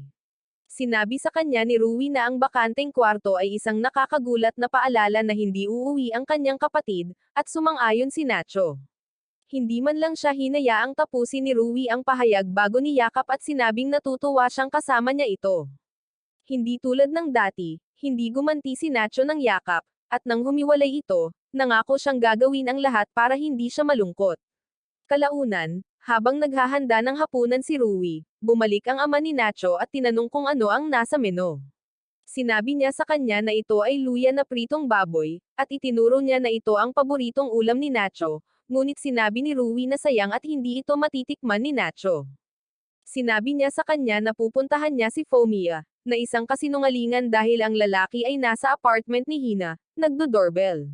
Nang hindi siya sumagot, ginamit niya ang kanyang susi para makapasok at nadatnan niya itong natutulog sa kwarto. Parang isang talunan, umupo siya roon habang pinapanood ang pagtulog nito hanggang sa magising si Hina. Sinabi niya sa kanya na handa siyang harapin ang anumang bagay kasama siya at yumuko upang ikis siya. Tumagal ng ilang sandali ang kiss hanggang sa humiwalay si Nacho para sabihing natutuwa siyang nakis niya ito ng maayos. Ang kanilang unang kiss ay ginawa para patunayan ang isang punto. Kaya hinayla siya pabalik ni Hina, sinasabing gusto niya itong itama at itinuwid niya ito. Dahil sa lakas ng loob, ipinasok ni Nacho ang kanyang kamay sa ilalim ng kanyang damit at tinanong kung ayos lang ba na ituloy ang lahat. Tila nagising si Hina sa kanyang katinoan dahil sa tanong na iyon. Kaya't umupo siya at sinabi sa kanya na hindi nila kailangang magmadali. Maya-maya, nagbalik na ang pasukan para sa bagong semestre. At habang papasok sina Nacho at Rui, pinag-usapan nila ang kanilang mga kwento para sa publikasyon ng club. Bigla, isang nasa sabik na Alex ang sumugod kay Nacho at nagsimulang mag-usap tungkol sa kung paano magiging masaya ang semestre dahil naroon si Nacho. Gayunpaman, nang formal na ipakilala siya ni Nacho kay Rui, nakalimutan niya kung paano magsalita ng Hapon at nagsimulang kumilos ng mahiyain at kinakabahan. Mabuti na lang at bumalik ang kanyang katinoan at sinabi sa kanya na natutuwa siyang makilala ito. Habang naglalakad silang tatlo, tinanong ni Alex ang kanilang pinag-uusapan bago niya sila pinutol. Ipinaliwanag ni Nacho na tungkol ito sa kanilang proyekto sa Literature Club, at tuwang-tuwa ang binata na gusto niyang sumali, na ikinagulat nila. Sinabi ni Nacho kay Alex na wala silang available na mga picture book, ngunit iginiit pa rin ng binata na sumali sa club, kaya dinala niya ito kay Keria. Hindi naman ito ikinabahala ng club advisor dahil pinayagan na nila ang isang baliw na tulad ni Mumo na sumali sa club, at dahil ang pagkakaroon ng mas maraming miyembro ay nangangahulugan na makakatanggap sila ng budget para sa club. Kalaunan, habang naglalakad sina Nacho at Kazuyoki papunta sa klase, ikinwento ni Nacho ang tungkol kay Alex, sinabi niyang mabait ang lalaki, kahit na isa itong nakakainis at maingay na talunan, at sinabi ni Kazuyoki na hindi na siya makapaghintay na makilala ito.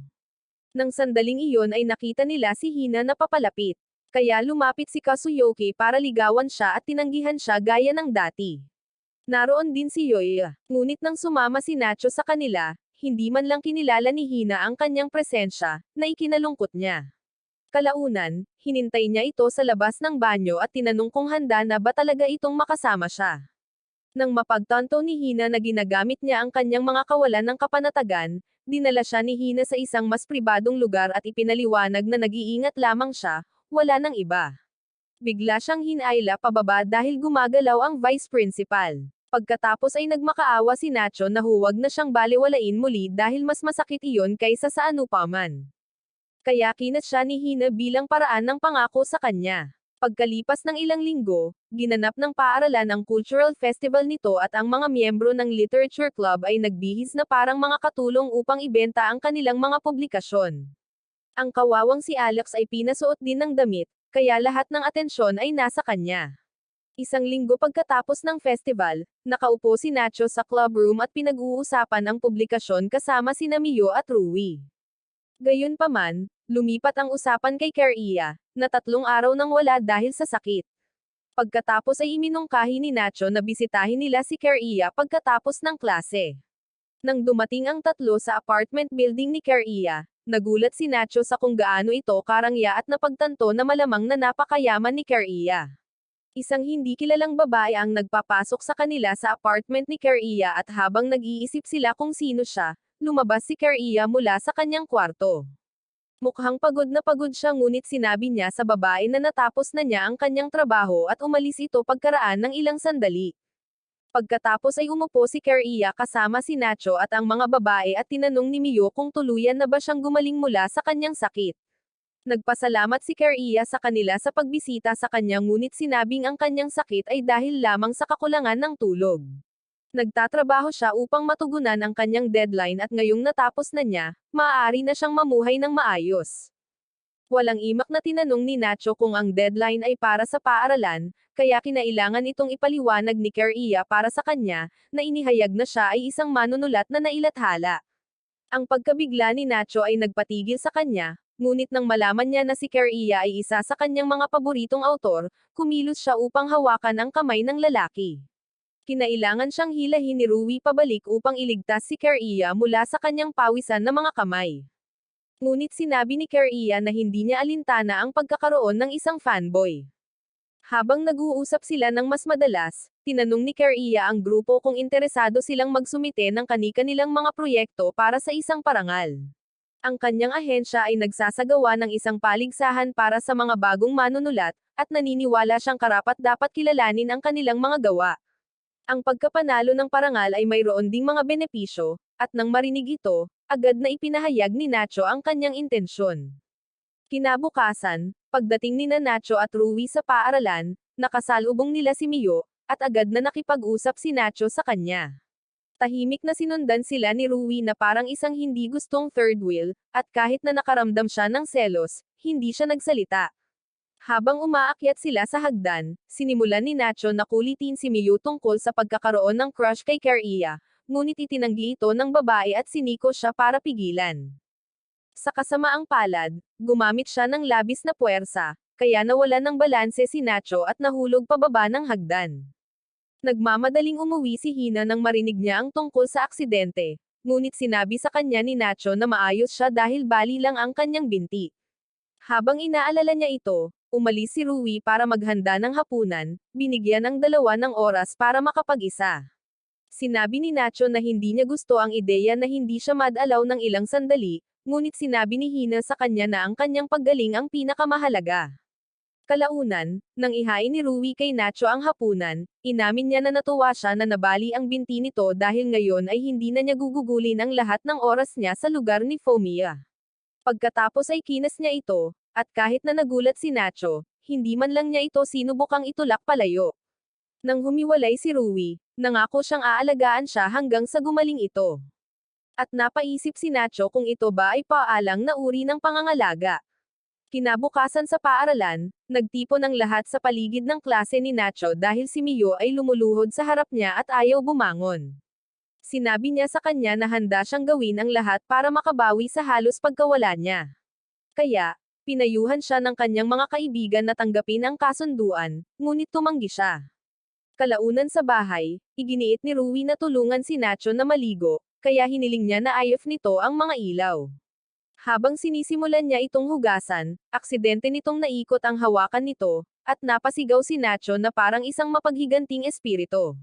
Ayaw man lang siyang kausapin nito pagkatapos niyang magbihis, at nalungkot si Rui.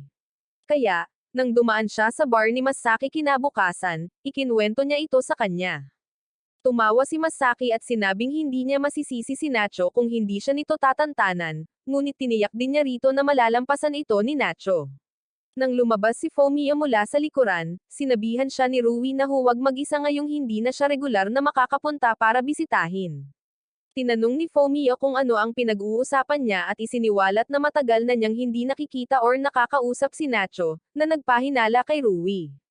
Kaya, nang makauwi siya kalaunan, tinanong niya si Nacho kung saan ito pumupunta simula nang itanggi siya ni Fomia. At natarante si Nacho. Gayunpaman, tinakpen niya ang sarili at sinabing pumupunta siya kay Mumo at hindi sinabi sa kanya dahil alam niyang magmumakmak ito. Pagkatapos, sumimangot si Rui at sinabi sa kanya na ayaw niyang mapagsinungalingan, kahit na hindi naman nakakapinsala ang kasinungalingan. Humingi ng tawad si Nacho at agad siyang pinatawad nito, ngunit sinabing kailangan niya itong isama sa susunod na imbitahan siya. Kalaunan, kinausap ni Nacho si Fomia sa telepono, at sinabihan siya ng lalaki na isama siya sa kanyang mga plano sa susunod na gusto niyang magsinungaling. Humingi ng tawad si Nacho at ipinaliwanag na ginawa niya ito nang hindi nag-iisip, na naintindihan naman ni Fomia. Gayunpaman, ang hindi niya maintindihan ay kung gaano katagal magpapatuloy si Nacho sa pagbisita kay Hina. Nang sinubukan niyang payuhan ito, pinigilan siya ni Nacho, sinasabing magiging maayos din ang lahat. Kinabukasan, nakaupo si Nacho sa club room at nakatitig sa larawan ni Hina hanggang sa dumating si Rui. Nagulat siya na maaga itong nakarating, at habang nag-uusap sila, sinabi nito sa kanya na pupuntahan niya si Fomia pagkatapos ng klase. Tinanong ni Rui kung isa na naman itong kasinungalingan, at sumumpa siyang hindi iyon totoo. Sinabi niya na gusto lang niyang pumunta at humingi ng tawad kay Fomia sa pagsisinungaling gamit ang pangalan niya, kaya umatras si Rui.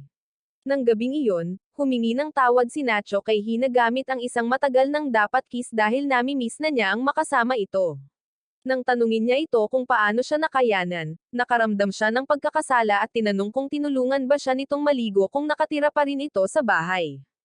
Biglang nahihiya si Hina ngunit sinabi niya sa kanya na tutulungan sana siya nito. Nang marinig ito, iginiit niyang maligo sa bahay nito at dahil hindi siya nito matatanggihan, pumayag si Hina. Gayunpaman, hindi sila nakarating sa banyo at nang magsimula na silang magsesyon, tumunog ang doorbell. Pagkatapos ay tumayo si Hina para sagutin ito ngunit nagulat na lamang nang makitang nakatayo si Rui sa labas ng pinto, ngunit hindi nagsalita si Rui. Tahimik siyang pumasok sa bahay at nang makita niya si Nacho, bumuhos ang luha sa kanyang mga mata at tumakbo palayo. Kalaunan, natagpuan ni Nacho si Rui at sinampal siya ng babae nang makalapit na ito. Nang kumalma na siya, tinanong niya kung paano niya nalaman kung saan siya mahahanap. Ipinaliwanag ni Rui na pumunta siya sa bahay ni Fomia, ngunit sinabi ni Fomia na nakaalis na ito. Kaya, umuwi siya at nang hindi niya ito makita, sinubukan niyang tawagan, ngunit hindi nito sinagot ang tawag. Bilang huling paraan, pumasok siya sa kwarto nito upang maghanap ng mga pahiwatig at natagpuan ang nobela nito, na binasa niya dahil sa kuryosidad. Parang pamilyar ang kwento, ngunit ayaw niyang maniwala hanggang sa pumunta siya sa bahay ni Hina. Kahit ngayon, itinatanggi pa rin niya, kaya hiniling niya kay Nacho na sabihin sa kanya ang totoo. Inamin ni Nacho na matagal na siyang umiibig kay Hina. Tinanong ni Rui si Nacho kung alam ba niya ang nararamdaman nito, at isiniwalat niya na ginantimpalaan din ito ni Hina, na ikinagulat ni Rui.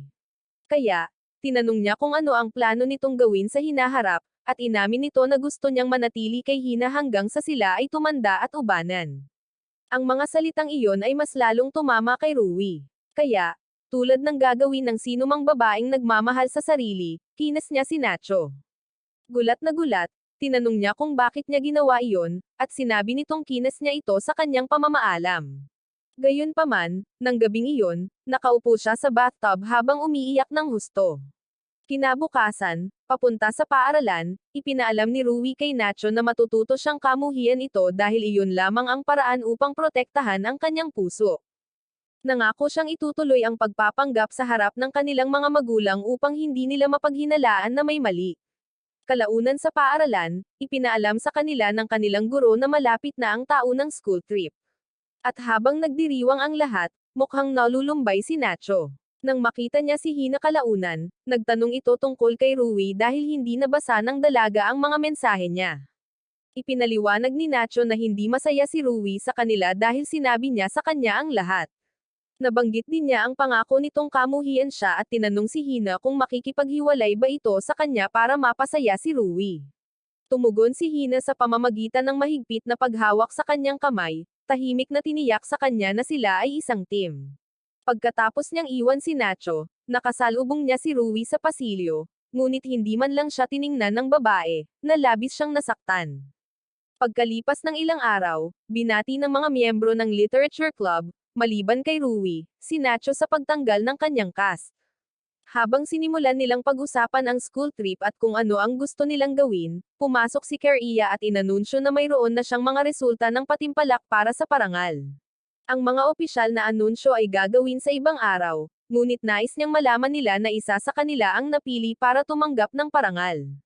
Nakakagulat, ang taong iyon ay si Rui at hindi maiwasan ni Nacho na makaramdam ng selos dahil inakala niyang siya ang mananalo. Habang naglalakad pa uwi, nakasalubong niya si Mio, na nag-imbita sa kanya na mag-usap habang umiinom, at inamin ni Mio na nalulungkot siya na hindi niya natanggap ang parangal. Sinabi niya na alam niyang nalulumbay din si Nacho tungkol dito at iniisip kung ang kanilang talento ay nasa isip lamang nila. Gayunpaman, hindi ito ang unang pagkakataon na nawalan siya ng parangal sa pagsusulat at natutunan niyang aliwin ang sarili sa pamamagitan ng paniniwalang darating ang kanyang panahon. Alam niyang mayroon siyang talento at handa siyang magtrabaho upang makakuha ng pagkilala balang araw. Ang mga salita ni Mio ay tila isang pinagmumulan ng motibasyon para kay Nacho dahil bumalik ito sa paaralan upang kunin ang isa sa mga nobela ni Keria. Pagkatapos ay pinuntahan niya mismo ang lalaki at hiniling na maging apprentice niya. Sinabihan siya ni Keria na maliga at malapit nang isara ang pinto, ngunit naipit ni Nacho ang kanyang paa sa pinto at nagmakaawa kay Keria na huwag siyang iwan. Nakita ang kanyang desperasyon, pinapasok siya ni Keria at pinakinggan ang kanyang presentasyon, na medyo nakakaantig. Tinanong ni Keria kung ang hindi inaasahang panalo ni Rui ay ikinagulat niya, at inamin ni Nacho na ikinagulat niya ito. Dahil dito, isiniwalat ni Keria na dumaan si Rui kanina para sabihin sa kanya na ayaw niya ng parangal. Hindi siya nito binigyan ng dahilan, at hindi rin naman siya masyadong mausisa para makialam, ngunit nagsisimula na siyang makakuha ng malinaw na larawan. Pagkatapos ay tumayo siya at pumunta sa isa sa mga bookshelf, at habang tinitingnan niya ito, sinabi niya kay Nacho na hindi pa siya handa na maging isang novelista, hindi dahil kulang siya sa talento, kundi dahil kaduda-duda ang kanyang lakas ng loob. Pinayuhan niya itong umupo at suriin ang kanyang mga iniisip bago gumawa ng isa pang desisyon tungkol sa kanyang karera sa hinaharap. Kalaunan, nang umuwi si Nacho, nakakagulat na sinalubong siya ni Rui, kaya sinamantala niya ang pagkakataong batiin siya sa pagkapanalo ng parangal. Inamin niya na pakiramdam niya ay isang manloloko, ngunit sinabihan siya ni Nacho na tanggapin ito dahil nakamit niya ito sa pamamagitan ng kanyang pagsusumikap. Pagkatapos ay pumunta siya sa kanyang silid at nagpas siyang magbagong buhay at pinatunayan kay Keria na karapat-dapat siyang maging tagapagturo. Nang mga sumunod na araw, gumawa si Nacho ng isa pang kwento, tiniyak na gumawa siya ng maayos na pananaliksik. At nang matapos siya, isinumite niya ang draft kay Keria. Sinabi niya sa guro na magsusulat siya ng ibang kwento bawat linggo hanggang sa maging sapat na siyang mahusay para maging apprentice niya, at hinanggad siya ni Keria ng swerte. Pagkalipas ng ilang araw, umalis sina Nacho at ang kanyang mga kaklase para sa school trip, ngunit hindi pa rin kinausap ni Rui si Nacho. Ang kanilang unang araw ay puno ng pamamasyal, at habang kumakain, nakis si Nacho ng isang lasing na si Alex. Tila, ang lalaki ay nagtimpla ng sarili niyang timpla at sa sobrang kalasinggan ay kinas din niya ang isa sa kanilang mga guro. Kinabukasan, pumunta sila sa dalampasigan, at sa unang pagkakataon sa loob ng ilang linggo, tinawag ni Rui si Hina para kausapin ito. Tuwang-tuwa si Hina at sinabi sa kanya na nagsisisi siya sa pagnanakaw sa lalaking gusto niya, ngunit makakabawi siya sa pamamagitan ng pakikipaghiwalay dito. Sinabihan siya ni Rui na huwag maging walang isip at itinuro na kahit makipaghiwalay siya kay Nacho, mananatili ang nararamdaman niya para dito. Alam ni Hina na totoo ito, kaya tinanong niya si Rui kung ano ang kailangan niyang gawin para makuha ang kanyang kapatawaran, at inamin ni Rui na nalampasan na niya ito, na lalong nagpapasaya kay Hina. Sa kanilang huling araw sa isla, tinext ni Hina si Nacho na pumunta sa kanyang kwarto habang may fireworks display, kaya palihim siyang umalis nang walang nakatingin. Matapos siyang papasukin ni Hina, nagyakapan sila at sinabing mayroon silang pag-uusapan. Gusto nang makipaghiwalay ni Hina habang gusto naman ni Nacho na itaas ang antas ng relasyon kaya hindi siya natuwa sa desisyon nito. Inaangkin ni Hina na ito ang tamang gawin at nang simulan niyang maglaro muli ng adult card, sinabihan niya itong maging totoo. Tiniyak niya rito na alam niya ang ginagawa niya at upang patunayan na ibinigay nito sa kanya ang singsing na binili niya kanina, na sinasabing umaasa siyang mapapangasawa niya ito balang araw. Sa sandaling iyon, nagsimula ang fireworks display at habang nanunood ang dalawa mula sa bintana, nangako si Nacho na bibilhan niya si Hina ng isang tunay na singsing na diamante sa hinaharap. Nang tawagin niya ito sa kanyang pangalan, nagsimulang umiyak si Hina at dinagtagal ay naging madamdamin ang sandali sa loob ng ilang oras. Nang matapos sila, nagsimula silang mag-usap sa unan, at tinanong ni Nacho si Hina kung kailan niya sinimulang magustuhan siya. Inamin niya na ang mga damdamin ay palaging naroon, ngunit hindi niya ito kinilala hanggang sa makita niya itong kinikis si Rui. Ito ang nagudyok sa kanya na magtanong tungkol kay Shu dahil nasaksihan niya itong tumutugtog ng isang himig para sa lalaki. Agad na nahiya si Hina at sinabing ginawa lamang niya ito dahil sinusubukan niyang kumbansihin ang sarili na hindi niya gusto si Nacho. Nang sinubukan niyang bumangon sa kama, niyakap siya ni Natua at sinabing gusto niyang makita ang kanyang mahinang panig. Pagkatapos ay hiniling niya na sabihin niya sa kanya kung sakaling mahulog na siya sa iba, at sumumpa si Nacho na hindi ito mangyayari. Ilang sandali pagkabalik nila mula sa biyahe, ipinatawag si Hina ng punong guro na nagpakita sa kanya ng larawan niya at ni Nacho na nagkikis. Tila, kinuhanan sila ng cameraman ng litrato sa pamamagitan ng kanyang bintana, at nakita ito ng isa sa mga guro nang dalhin ang mga larawan. Tinanong ni Hina kung gaano karaming tao ang nakakaalam tungkol sa larawan, at sinabi ng punong guro na silang tatlo lang ang nasa silid na iyon, kaya nagmakaawa siya sa kanya na panatilihin itong ganoon. Sinabi niya na tatanggapin niya ang anumang parusa na gusto niya, basta't hindi niya isasangkot si Nacho, na inaangkin niyang inosente. Mabilis na narating ang huling araw ng termino nang magtipon ng mga estudyante sa gym para sa seremonya ng pagsasara. Tulad ng lahat, nasa sabik si Nacho tungkol sa mga pista opisyal dahil gusto niyang gumugol ng oras kasama si Hina. Sa kasamaang palad, ang kasabikan na iyon ay napalitan ng pagkabigla, pagkatapos ay kawalan ng paniniwala nang umakyat si Hina sa podium at ibunyag na ililipat siya. Nagpasalamat siya sa mga estudyante at guro para sa lahat ng kanilang ginawa para sa kanya at nais niya silang maging maayos. Pagkatapos ng seremonya, bumalik ang mga estudyante sa kanilang mga klase, ngunit pinigilan ni Rui si Nacho sa pasilyo upang tanungin kung may alam ba siya tungkol sa paglipat ni Hina.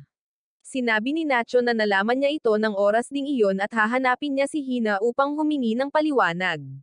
Sinubukan niya itong tawagan, ngunit hindi nakakonekta ang linya nito, kaya pumunta siya sa silid ng guro ngunit tinanggihan siya. Lingid sa kanyang kaalaman, si Hina ay nasa rooftop at nang matagpuan siya ni Keria, nagpasalamat siya sa pagtulong sa kanya. Sinabi niya na hindi niya ito huhusgahan dahil pinagbigyan na siya ng tadhana ng isang malupit na kamay, simula kay Shu. Nagbiro si Hina na kung kinausap niya muna ito, hindi sana ganoon ang nangyari, ngunit alam niyang nagsisinungaling siya sa kanyang sarili, at ang kanyang mga luha ang patunay nito. Kalaunan, nagmadaling pumunta si Nacho sa apartment ni Hina, ngunit nadismaya siya nang pumasok ito at nakitang walang tao. Ang natira na lang ay isang liham na para sa kanya, at nang mabasa niya ito, lalong nadurog ang puso niya. Sinabi ni Hina na hiniling niya ang paglipat upang protektahan siya matapos matuklasan ng paaralan ang kanilang relasyon. Itinago niya ito sa kanya dahil sa pagkakakilala sa kanya, iiwan na niya ang lahat at pipiliin siya, na magiging masama sana. Naniniwala siyang ang desisyon niyang umalis ang pinakamahusay at hinimok siya na patuloy na magsikap patungo sa kanyang pangarap na maging isang novelista. Sa huli, hiniling niya sa kanya na huwag siyang hanapin at humingi ng tawad sa pag-alis nang hindi siya kinakausap, kahit na ginugol niya ang huling 3 buwan sa pagpapasaya sa kanya.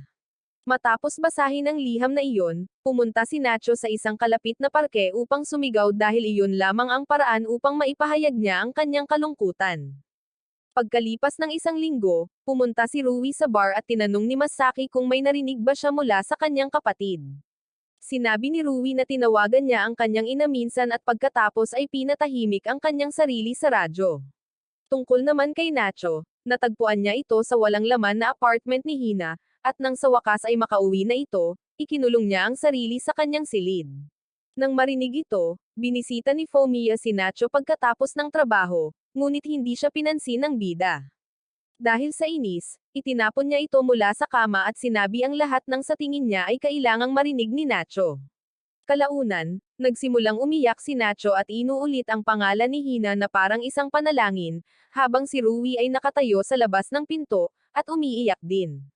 Kinabukasan, pinuntahan ni Nacho si Keria at humingi ng pahintulot na magsulat ng mahabang kwento sa halip na ang maiikling kwento na ipinangako niya. Sinabi niya na ito lamang ang paraan para makapag-move on siya, at sinabi ni Keria na nasa kanya na iyon. Pagkatapos ay umuwi si Nacho at nagsimulang gumawa ng script. Pumunta si Rui para dalhan si Nacho ng mainit na tsokolate ngunit natuklasan niyang hindi pa pala nito nagagalaw ang kanyang hapunan. Kaya kinabukasan, muling kinausap ni Rui sina Masaki at Fumiya. Matapos suriin ang sitwasyon, nagpa siya si Masaki na makipagkita kay Nacho sa isang pampublikong paliguan. Nagulat si Nacho nang makita niya ang tato ng dragon ni Masaki. Kaya nagpa siya ang lalaki na sabihin sa kanya ang tungkol sa kanyang lahing Yakuza. Ang kanyang ama ang boss ng Yakuza at inaasahan niyang siya ang papalit. Ngunit nagsawa na si Masaki sa buhay na iyon at nagpas siyang iwan ang pamilya. Nang malaman niyang nasawi na ang kanyang ama, hindi siya pumunta sa libing dahil pakiramdam niya ay nagdala siya ng kahihiyan sa kanyang ama at mula noon ay pinagsisihan niya ito. Bilang payo, sinabi niya kay Nacho na nang bumagsak siya sa buhay, dapat siyang bumangon muli at magpatuloy sa buhay. Nang gabing iyon, nang dinalhan ni Rui si Nacho ng ilang merienda sa gabi, kinain niya ang mga ito at nagpasalamat dito. Pagkatapos ay bumalik siya sa pagsusulat, At ng mga sumunod na araw, ibinuhos niya ang kanyang puso sa kanyang manuskrito. Gayunpaman, kinumpirma ni Rui sa kanilang mga magulang na mas maayos na ang kanyang kalagayan kaysa noong nagsimula ang mga pista opisyal. Sa araw na sa wakas ay natapos niya ang kwento, bumaba si Rui at nagulat nang makita siyang nakaupo sa sala. Habang nag-uusap sila, bumaba ang kanilang mga magulang at natuwa nang makitang tapos na si Nacho sa paglalaro ng tago-taguan sa kanyang silid. Kalaunan, pumunta sina Nacho at Rui sa dambana upang magdasal ng bagong taon at nakasalubong ang kanilang mga kaibigan. Nalaman ni Nacho na pinunan sila ni Rui ng mga dokumento tungkol sa kanyang sariling pagmumakmak, kaya natuwa silang makitang wala siya sa bahay. Nang mapansin ni Alex ang sobre sa kanyang kamay, sinabi ni Nacho na gusto niya itong ibigay kay Keria para tingnan, kaya iminungkahi ni Mumo na pumunta sila roon. Hindi natuwa si Keria sa hindi inaasahang pagbisita, ngunit tinanggap niya ang manuskrito at humanga nang mabasa niya ito. Di nagtagal, nagbalik ang klase at isang hindi inaasahang katapusan ng linggo, pinuntahan ni Nacho si Keria gaya ng sinabi sa kanya ng lalaki. Pagdating niya, ipinakilala siya ni Keria sa isang masiglang lalaki na nagngangalang Sotaya.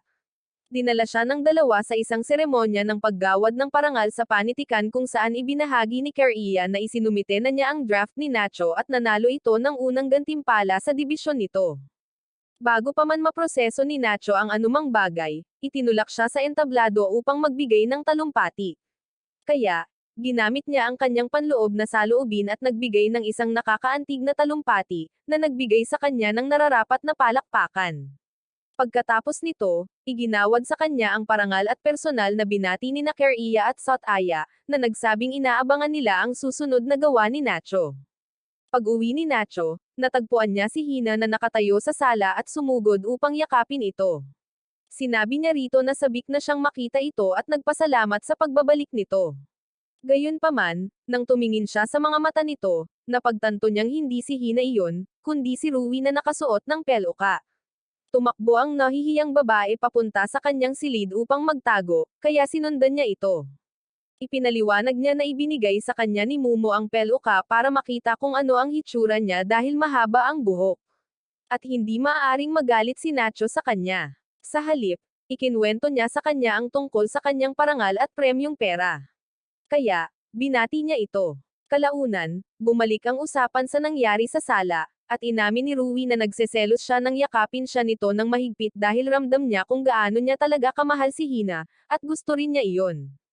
Bigla, tinanong niya kung natulog na ba ito kasama si Hina. At nang sabihin ni Nacho na oo, sinabi niya sa kanya na gusto niyang subukan muli. Sinubukan niyang ituro kung gaano katawa-tawa iyon, ngunit pagkatapos ay itinulak siya nito sa kama at kinas.